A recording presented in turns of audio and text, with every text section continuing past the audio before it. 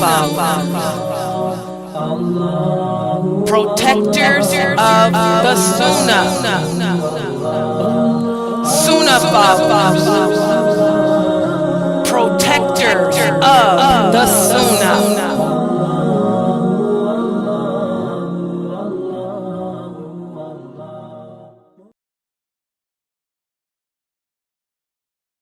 Welcome to another session of our series on the stories of the prophets. And by the way, this series is almost coming to an end.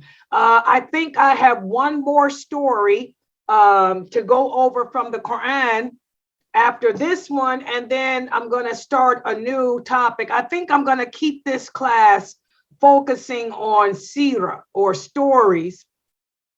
Just have to figure out what stories I'm going to do. But because we need to learn more stories about not only the Quran, from the Quran, but also from the companions and all that too. And Mukhtar's teaching that, but there's so many other companions too. I'll think about what I'm going to do with this class. Okay. But I might do stories of the prophets. That's what I think I might do. I think for this class, after the next topic, I'll probably do the stories of the prophets, alayhi salam. That might be something good to do. Okay, but for today, I'm going to continue. And today we're going to do the story, another story from the Quran. This is the story of, let me put the PowerPoint. Hopefully you guys can see my screen. Everyone, inshallah. Okay, not now. Let me put this out the way. Okay, everybody should be able to see my screen. And it's going to be short. I know a lot of you sisters have things to do. It's only 2 PowerPoints, just 2 PowerPoints. So this is a very short story. We're going to do the story of Barissa. And I've talked about this before because I went over this hadith of Barissa in another class. But Allah mentions this story about what happened with him in the Quran. Allah tells us in the interpretation, the meaning, their allies deceive them like Shaitan when he told the man, disbelieve in Allah. But when the man disbelieved in Allah, Shaitan then said to him, I am free of you.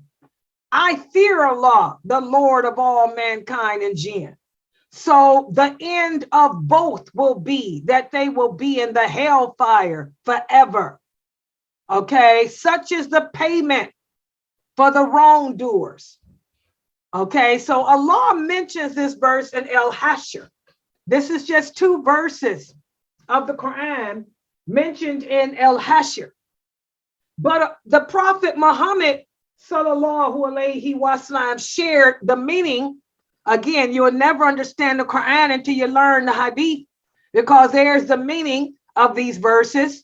For example, Ibn Masud tells us that once upon a time, there was a woman who grazed sheep and goats. She was a shepherdess, and she had 4 brothers. For some reason, she used to spend the night at a monk's home. The monk committed adultery with her, and she got pregnant. And when she got pregnant, Shaitan came to him and told him, kill the woman and then bury her, because you are a man who is highly respected and you don't want to risk your reputation for just a plain shepherdess. And so the monk listened to Shaitan and killed her and buried her. And then after the monk had killed her, Shaitan, being the deviant that he is, he went to her 4 brothers in a dream. Now, remember in our Tawheed class, we talked about how the Prophet told the companions to be careful of dreams. Just like Amir ibn Luhay, he thought he was being inspired by Allah to tell people to worship idols when it was Shaitan. Well, the same with this monk. This Shaitan came to this monk and told him what to do. And after that, Shaitan went to her brothers in a dream. And he told them, the monk committed adultery with your sister and she got pregnant. and he killed her and he buried her. And then Shaitan even told them where the monk buried her. So when they woke up that morning, one of the brothers said, by Allah, I had a dream. And I don't know whether I should tell it to you or keep it to myself. And his brothers said, tell us. So he told them. And then they said, wait a minute, I had the same dream too. So they said, well, if we all had the same dream, it must be true. So they went to the king and they asked the king to help them against the monk. So the king sent some soldiers and they came to arrest the monk and they took him away. And as they were taking him away to be judged, Shaitan came to the monk and told him, I set you up.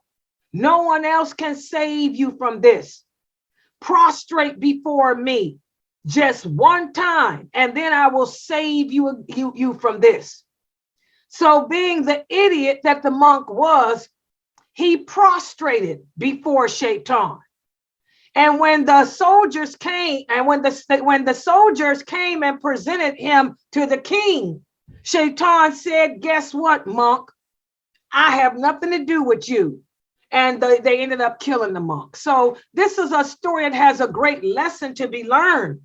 You know, first of all, be careful of those dreams. Secondly, don't ever make a deal with the devil, because the devil only holds his for himself, his own. Okay, he will leave you standing. Just like he left this monk standing as a sinner, as a loser, as a murderer, and as a person who was executed. So it's a great story. And again, Allah mentions it in the Quran, but the details came from the Prophet sallallahu alaihi wasallam. Also, Ali. And who was Ali? He will be the fourth person to enter paradise after the Prophet sallallahu alaihi wasallam. He also told us the story. He said a monk worshipped Allah for 60 years. And Shaitan came to him to try to seduce him away from Allah, from worshiping Allah, but the monk wouldn't. So Shaitan knows the weakness of every man. The weakness of every man is a woman. So he went to a woman, as Shaitan did, and he made this woman crazy. He possessed her and made her crazy, made her jinn, make her crazy. So the woman's brothers went to the monk and asked the monk to take care of her, to cure her of her mental illness. Okay, so the monk took her in and she stayed in his house for a while. One day, the monk was attracted to her and he committed adultery with her, and she got pregnant and he killed her to conceal his sin. And then her brothers came to him knowing what had happened. And the Shaitan went to the monk and told him, I'm your friend. You know, I set you up. Obey me and I will save you from what's getting ready to happen. All you have to do is bow down to me and you'll be saved, because that's what the Shaitan wanted. He wanted the monk to associate partners with Allah. And being the idiot he was, the monk listened and prostrated. And then Shaitan told him, I tricked you again. I don't have, power to save you. Only Allah can save you. And I fear Allah. So that shows that Shaitan himself fears Allah. And that's why Allah said in that surah, they allowed Shaitan to try to deceive them the way he deceived the monk. So that's the story of Barissa, the monk. And that shows, guys, the last deed we do can determine where we end up. This was a man that worshiped Allah and did nothing wrong for 60 years. And this is also the reason why you don't ever, ever, ever leave a woman alone with a man who is not a mahram. This is why Allah makes the rules that he makes for us to protect us, because Allah knows his creation better than we know ourselves. You know, I don't care how unattractive you may think a person is. Put a man and a woman together, something's going to happen. Okay? Put them together and leave them to themselves, something will happen. So this is why we are not alone like that with a man that's not a mahram to us. It can start off as you trying to cure someone. It could start off as you working, trying to help each other, working on a project in school together, you know, working together at the job. It starts off cordial, then it's going to always turn to be very illicit. Again, Allah knows his creation better than we know ourselves. So that's the story of Barissa. Like I said, there's only one more story I'm going to go over next week. And then after that, I'm going to probably do the stories of the prophets with you guys. So, subhanakallahumma wa bihamdika, ashhadu an la ilaha illa anta, astaghfiruka wa atubu ilaik.